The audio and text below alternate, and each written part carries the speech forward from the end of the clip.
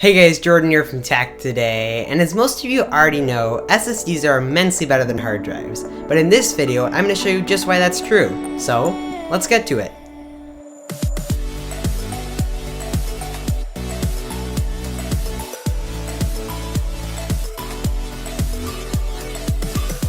So first let me start off by explaining what an SSD or solid state drive is.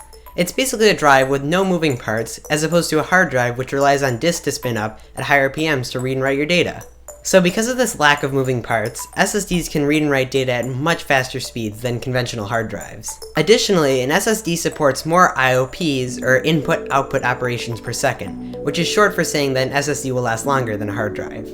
So first, let's start off by looking at the speeds of a typical hard drive.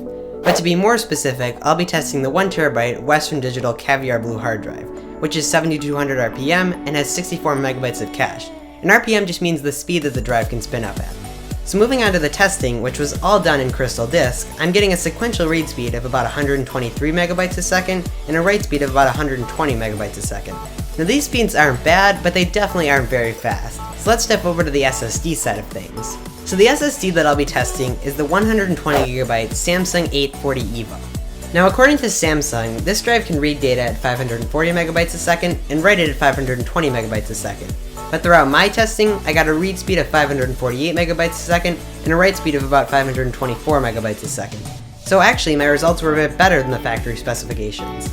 So on paper, the 840 EVO is about 4.5 times faster than a traditional hard drive. And the results would be roughly the same on the 850 EVO, it's just that I happen to have the 840 EVO for testing purposes. But it wouldn't make sense to purchase it because of the fact that it's the older generation. So when it comes down to booting Windows on an SSD, the speeds are, as expected, super fast. It takes practically no time at all to get to the login screen.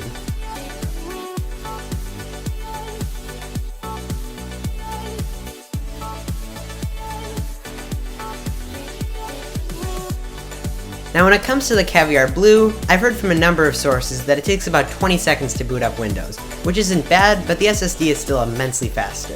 Now pricing is definitely the area that scares a lot of people away from SSDs. So when you're looking at the overall price of a mid-range 250GB SSD, such as the 850 EVO, it'll set you back about $90 with a price per gigabyte ratio of about 36 cents.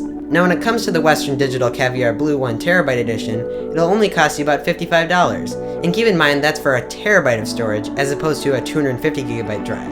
And the price per gigabyte ratio is only about 5 cents. Now that's obviously a huge difference, but considering the incredible performance you'll get out of an SSD, it's not really that bad of a deal. So if you're looking for a new storage solution, I would highly recommend picking up an SSD. Whether it be the cheapest one out there or one of Samsung's higher end models, you can't go wrong. Although for the best of both worlds, I'd pick up either a 120 or 250GB SSD along with a 1TB hard drive for both optimal speed and storage.